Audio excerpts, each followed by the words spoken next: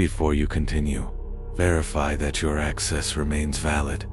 The material contained in Containment File 17K was not approved for civilian review and was removed from public record due to its long-term psychological effects. If you wish to continue accessing erased incidents, suppressed investigations, and anomalies officially classified as non-existent, subscribe now. Project Echo archives do not remain open indefinitely. Containment File 17K documents a recurring anomalous presence reported between February 1987 and November 1991 across multiple Midwestern states in the United States. The entity was consistently described using a single civilian term, a clown. This descriptor, while visually convenient, would later be flagged as operationally insufficient and potentially misleading. The earliest verified report occurred on February 14, 1987, at exactly 12:17 a.m. in a quiet residential neighborhood outside Cedar Falls, Iowa. A homeowner contacted local police to report an unfamiliar figure standing across the street beneath a malfunctioning streetlight. The dispatcher followed standard procedure, asking whether the individual was behaving aggressively or attempting to approach the residence. The caller paused before responding. According to the audio log, his breathing slowed, and his voice dropped slightly in pitch. He stated that the figure was not doing anything at all. He repeated this clarification twice, as if correcting a misunderstanding. The problem, he explained, was not behavior. It was presence. The figure, described as a clown, was standing perfectly still, not wavering, not speaking, not watching the house directly. Yet the caller emphasized a sensation he could not logically explain. The distance between himself and the figure felt incorrect. The street felt shorter than it should have been, as if space itself had been compressed in a way he could sense, but not measure. Patrol officers arrived within 4 minutes. The street was empty. The streetlight functioned normally. No footprints were found on pavement or lawn. No disturbances were recorded.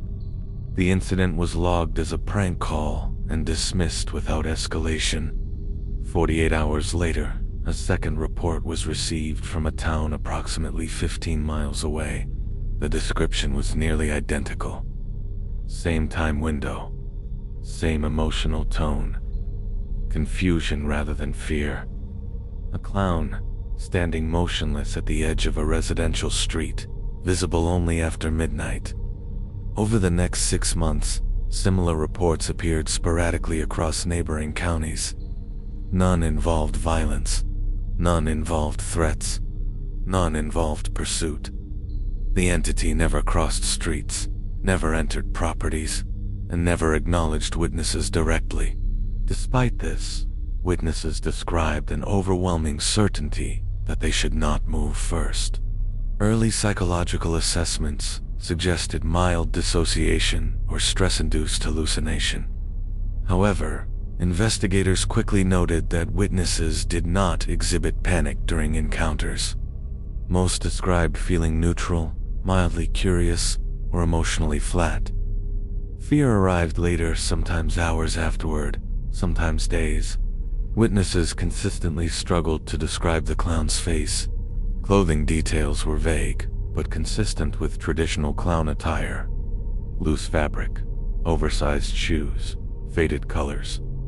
Facial features, however, were reported as hard to hold on to. Several witnesses stated that while looking directly at the face, it appeared normal.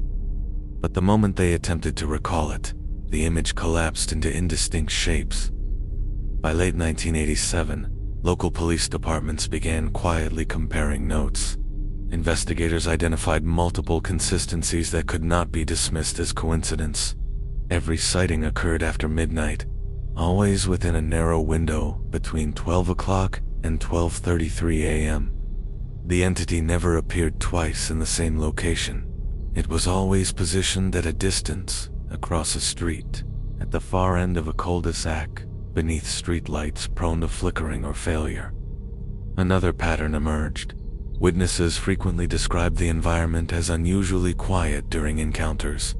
Insects, traffic, and ambient noise seemed diminished. Several witnesses later stated that the silence was more unsettling than the figure itself. In early 1988, investigators began noting delayed psychological effects. Witnesses reported insomnia, recurring dreams, and a persistent sensation of being observed during moments of stillness. Dreams frequently involved standing in place while something approached without moving. The first piece of physical evidence was recovered in March 1989. A disposable camera was found discarded in a storm drain near a reported sighting location in rural Illinois. The owner was never identified. Of the 23 photographs inside, 22 were completely blank. The final photograph showed a tall figure standing at the end of a residential street. The image quality was poor grainy, underexposed, but the silhouette was unmistakable. Investigators immediately noted an anomaly. The figure's shadow did not align with the visible streetlight. Instead, it angled toward the camera, as if responding to the observer rather than the environment.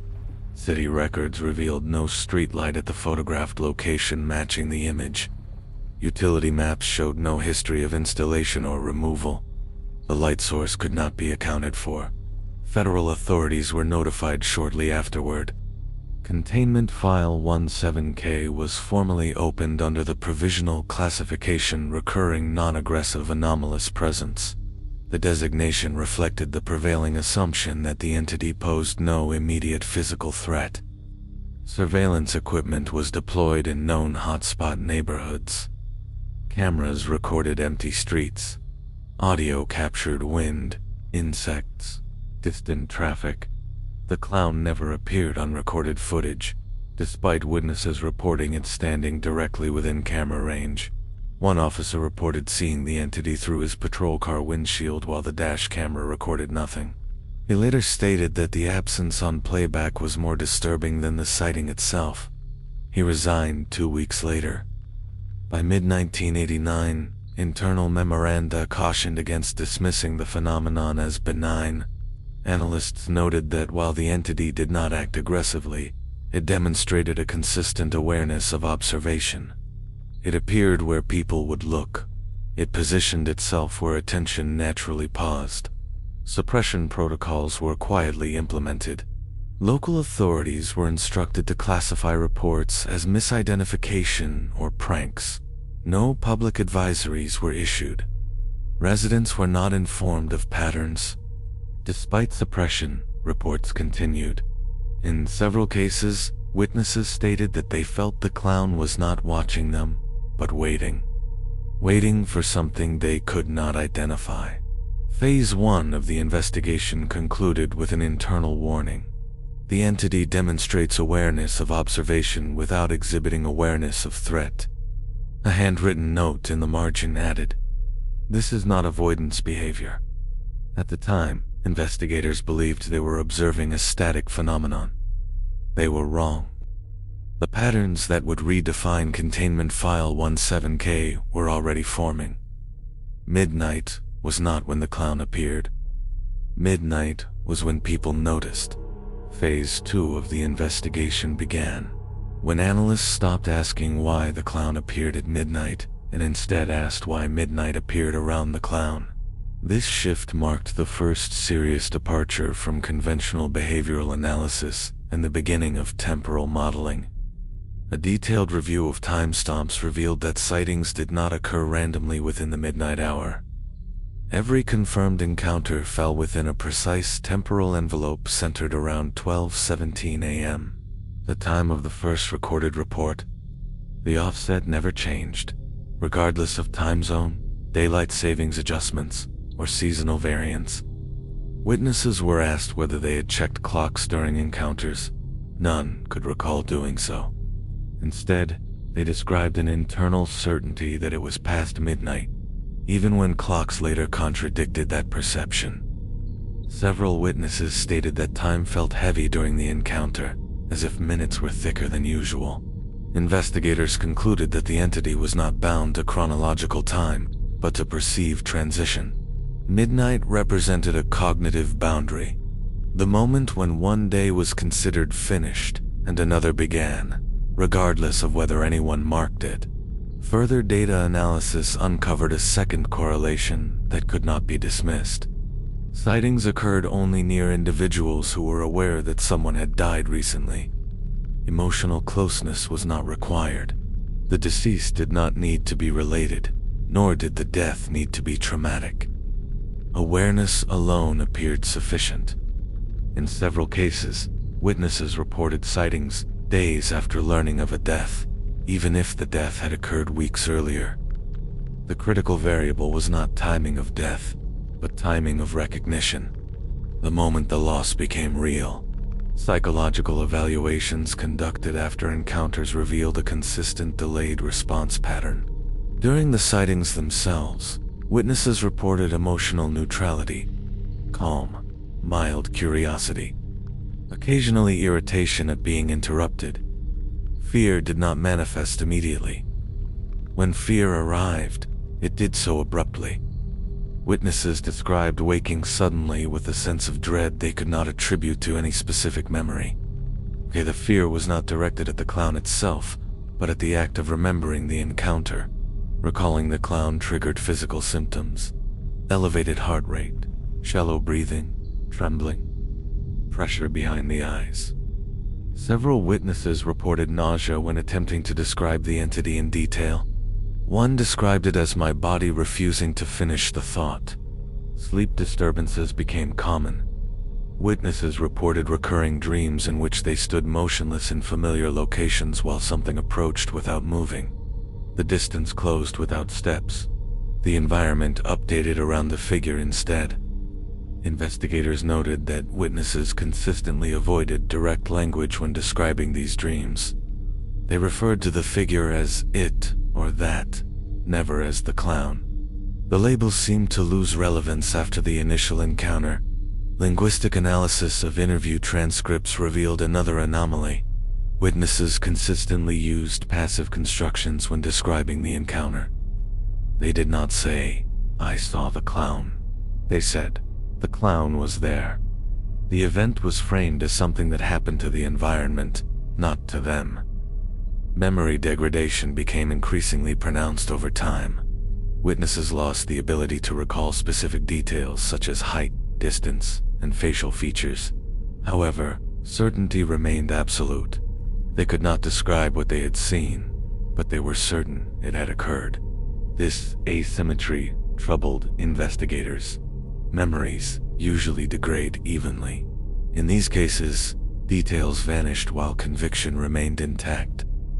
Analysts described the effect as memory without content. Environmental recordings began to show subtle anomalies during interviews. During moments when witnesses struggled to recall details, background audio briefly flattened. Ambient noise dropped, not muted, but removed entirely, as if the recording environment itself had paused. Light levels in recorded footage shifted slightly during these moments. Not enough to be noticed casually, but enough to register on waveform analysis. The phenomenon was consistent across multiple interview locations. Analysts debated whether the entity interacted with memory directly or whether the act of remembering constituted a form of exposure. Internal documents began referring to the encounter as non-visual, despite visual descriptions. In late 1989, investigators attempted a controlled exposure experiment. Volunteers were placed in monitored environments and informed falsely that a death had occurred nearby. Most subjects experienced nothing unusual. One subject reported a sighting. Further review revealed that the subject had experienced a significant personal loss years earlier that had never been psychologically resolved. Analysts concluded that unresolved recognition of finality may have acted as a latent trigger. This finding prompted a revision of the working hypothesis. The entity was not responding to death itself, but to acknowledgement of endings. It appeared only when something was understood to be finished. Midnight, investigators theorized, represented a universal cognitive marker for closure. The end of days. The moment when continuation was no longer possible without acknowledgement of what had passed. The clown did not arrive to begin events. It arrived to mark that something had already ended. As this understanding developed, reports began to change subtly. Witnesses started describing a sensation of proximity without movement. The clown did not step closer. It was simply nearer when observed again. Investigators described this as positional updating. Reality did not animate the entity. It recalculated around it. Internal memos warned that continued observation might be facilitating interaction. Surveillance teams were instructed to minimize direct visual contact. Cameras remained deployed, but monitoring was reduced. Public warnings were not issued. Authorities feared that increased awareness could create additional points of recognition, potentially expanding the phenomenon. Despite reduced observation, reports continued. The entity did not rely on attention. It relied on timing. In early 1991, a new pattern emerged. Witnesses began reporting a sense that the clown was no longer facing houses or streets. It was oriented differently, toward the witnesses themselves. This subtle shift marked the beginning of escalation. Analysts warned that the entity's behavior was no longer passive. It was no longer simply present. It was responding. Phase 2 concluded with a classified warning circulated among senior investigators. If the entity is marking transitions, continued exposure may invite completion. The warning arrived shortly before the first disappearance. Phase 3 officially began on March 6, 1991, when the investigation recorded its first confirmed disappearance directly associated with the entity. Until that point, all encounters had ended with witnesses remaining physically unharmed. That assumption no longer held.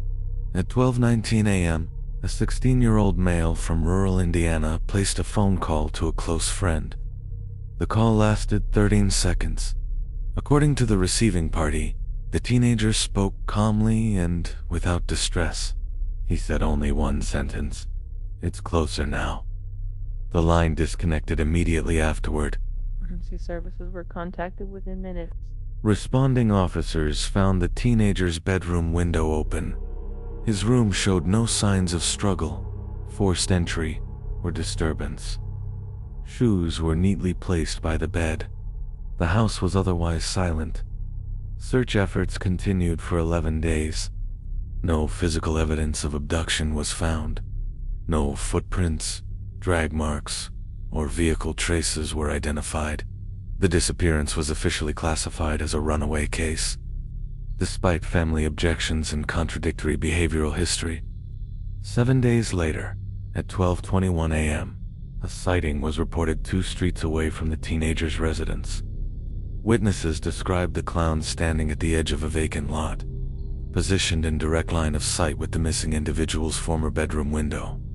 Investigators reviewing the report noted a deviation from previous behavior.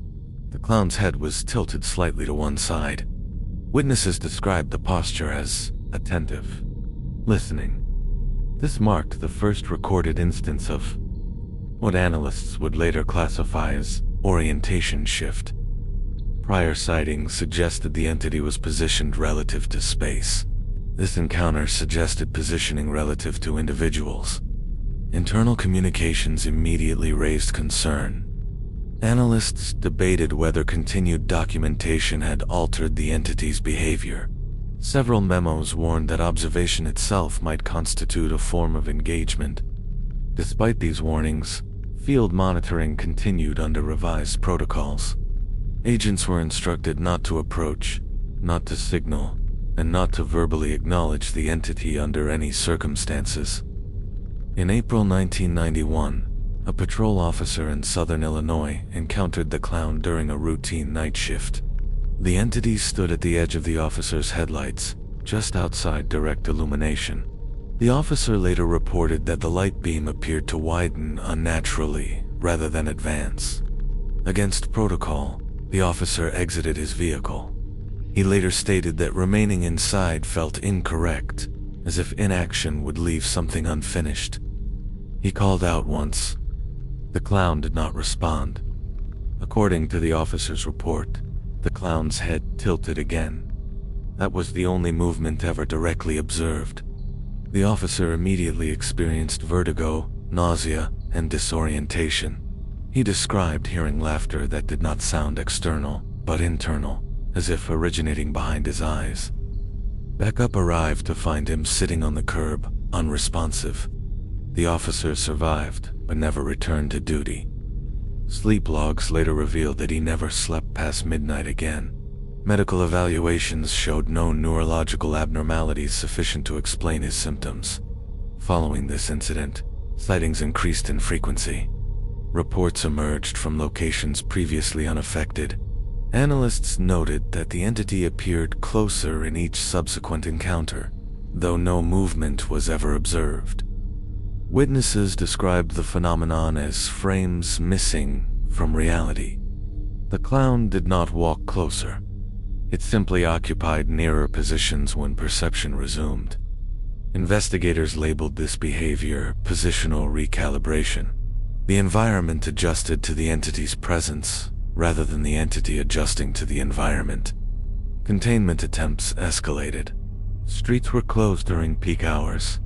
Residents were temporarily relocated. Law enforcement maintained perimeters.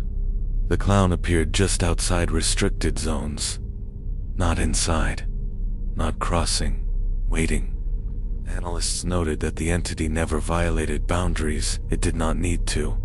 Its behavior suggested comprehension of restriction without acknowledgement of authority. In May 1991, a second disappearance occurred. An elderly woman reported seeing the clown from her kitchen window at 12:14 a.m. She called her daughter, stating calmly that someone is standing where your father used to park. The woman was found deceased the following morning. Cause of death was listed as cardiac arrest. The event was ruled natural. Investigators disagreed internally. No prior cardiac history was documented. Medical examiners reported elevated stress indicators inconsistent with sudden onset. A third disappearance followed in June. A night shift sanitation worker failed to return home. Coworkers reported he had mentioned seeing someone across the road earlier that night. No further details were recorded.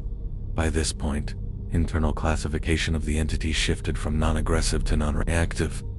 Analysts argued that the absence of visible aggression did not equate to absence of harm. The working theory evolved again. The entity was no longer marking transitions. It was completing them. Midnight, investigators concluded, represented the final acknowledgement that something had ended. The clown appeared only when closure was imminent or overdue. Surveillance teams began reporting in increasingly unsettling detail. During prolonged observation, agents felt an overwhelming urge to look away. Not out of fear, but out of certainty that continuing to watch would finalize something irreversible.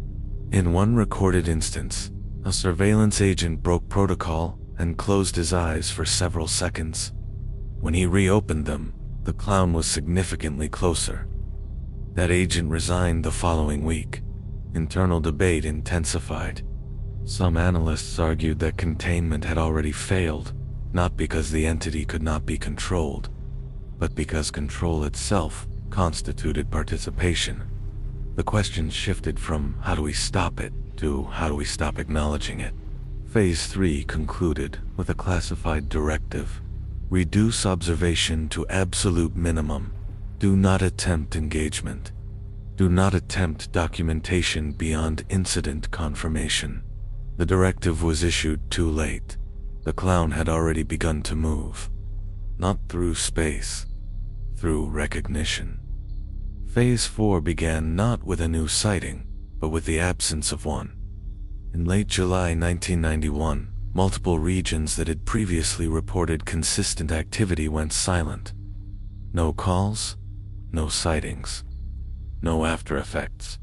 At first, this was interpreted as a success. Analysts quickly recognized the pattern for what it was. The entity did not disappear. It finished.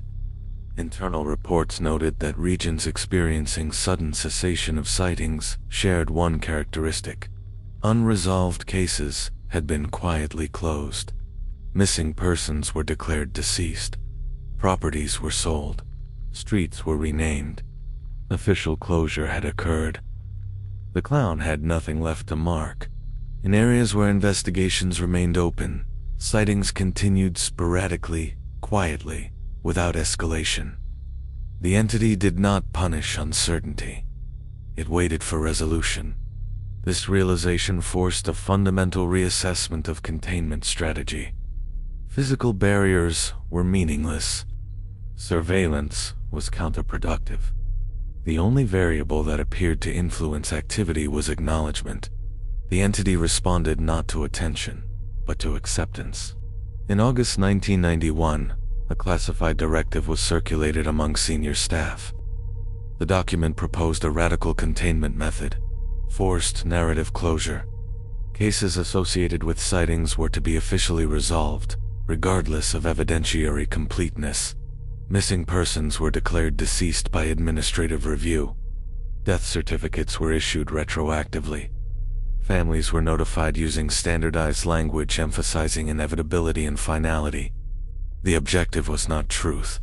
It was conclusion. The directive was implemented quietly across affected jurisdictions. Within weeks, reports declined sharply. Surveillance teams observed no new positional recalibrations. Midnight passed without incident. For the first time since 1987, the clown did not appear. On November 3, 1991, the final confirmed sighting occurred. A surveillance unit monitored a decommissioned residential block scheduled for demolition. At 12:16 a.m., the entity stood at the far end of the street, partially obscured by fog. For several minutes, nothing changed. Then, an anomaly was recorded. The clown was no longer facing the houses. It was facing the observers. Audio logs showed that no one spoke, no one moved. Several agents later stated they felt an immediate understanding that the observation itself constituted the final acknowledgement. At 12:18 a.m., one agent lowered his binoculars. When he raised them again, the street was empty. No movement was recorded. No disappearance was observed. The entity simply ceased to occupy the space. Containment File 17K was formally closed 2 days later under the designation uncontained, non-active. The classification acknowledged that while the entity could not be controlled, it no longer required active monitoring. Public records were sanitized. Media inquiries were redirected. Digital references to related incidents were removed or buried beneath unrelated data. Families affected by disappearances received closure documentation. No explanations were provided. Internal psychological evaluations of investigators revealed a shared aftereffect. Many reported difficulty recognizing when days ended. Midnight lost significance. Sleep cycles became irregular. Several former agents reported a persistent sensation during moments of quiet that something had already arrived and was waiting for them to finish acknowledging it. In 1993, a handwritten addendum was discovered appended to the physical copy of Containment File 17K. The author was never identified. The handwriting did not match any known personnel. The addendum contained 4 lines. The entity does not appear at midnight. Midnight appears around the entity. Observation delays completion. Closure invites presence. A final internal memo followed, marked "Do not circulate." If future sightings occur, do not investigate. Do not document. Do not name. Allow the day to end. Since the closure of Containment File 17K, no confirmed sightings have been reported. However, Project Echo notes an increase in anonymous submissions describing a familiar sensation. Waking shortly after midnight with the certainty that something nearby has already finished waiting. These reports are not being investigated. They are being archived. The final status of Containment File 17K remains unchanged, uncontained, non-active, pending recognition. If you ever notice a figure standing quietly at the edge of your street after midnight, do not move toward it. Do not attempt to remember details. Do not ask what it wants. Consider instead what has already ended, and whether you have finished acknowledging it